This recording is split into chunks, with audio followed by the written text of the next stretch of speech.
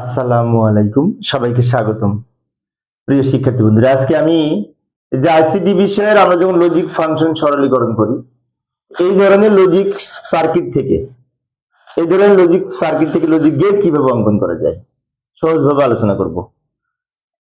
তো প্রথমে আমরা দেখব ইনপুট কি কি আছে।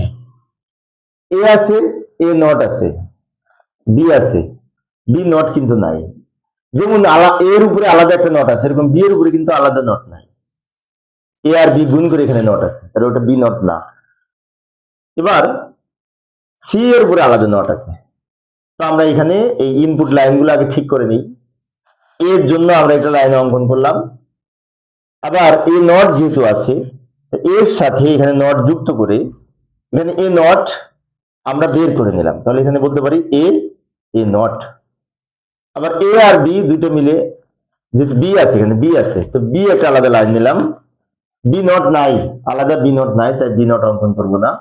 সি নট আছে, তো সি এখানে আমরা একটা সি এখানে নিলাম, সি এর সাথে নট যুক্ত করে সি নট বের করে নিলাম। এবার আমরা কি কি পেলাম? এ নট পেয়েছি, এও পেয়েছি, বি পেয়েছি, সি নট পেলাম। আগে সিঙ্গেল সিঙ্গেল আমরা ঠিক করে নিলাম। এবার এগুলোর পরিপ্রেক্ষিতে আমরা এখন এখানে গেট অঙ্কন করব। প্লাস আছে, গুণ আছে, এই কাজটা আমরা আগে করব। এই কাজটা করার পর এই কাজটা করব, তারপরে এটা করব, এই দুটোর সাথে আবার এটা যোগ করব, তাই না? আচ্ছা, এটা আগে করলেও উপরে কিন্তু এটাই লিখতে হবে। আচ্ছা, আমি লক্ষ্য করি আমি এখানে এই নটটা এখানে লাইন টেনে রাখলাম, এই নটটা আমি উপরে লম্বা করে নিয়ে রাখলাম, ওটা নিয়ে পরে কাজ করব।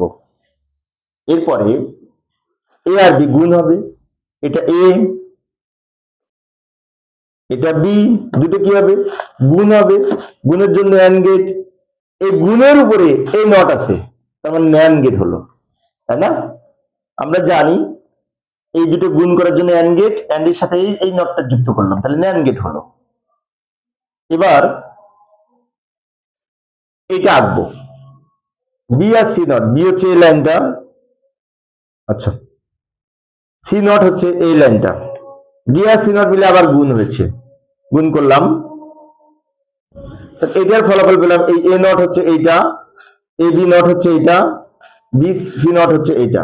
এই তিনটা মিলে আবার কিন্তু প্লাস হবে, তিনটা একসাথে প্লাস হবে। সেজন্য তিনটা লাইন একসাথে প্লাস করতে হলে আমরা একটু ছোট করে নিব। ছোট করে নিয়ে প্লাস করার জন্য এখানে একটা অর গেট অঙ্কন করবো। এই অরের উপরে এখানে নট হবে না, কারণ উপরে কিন্তু নট নাই। এই যে লাইনটা বেরোলো, এটা হচ্ছে এক্স এর মান। প্রিয় শিক্ষার্থী বন্ধুরা, আজান দিচ্ছে, আমি এখানে ইতি টানতে চাচ্ছি। পরের ক্লাসটি দেখার আমন্ত্রণ রইল। খোদা হাফেজ।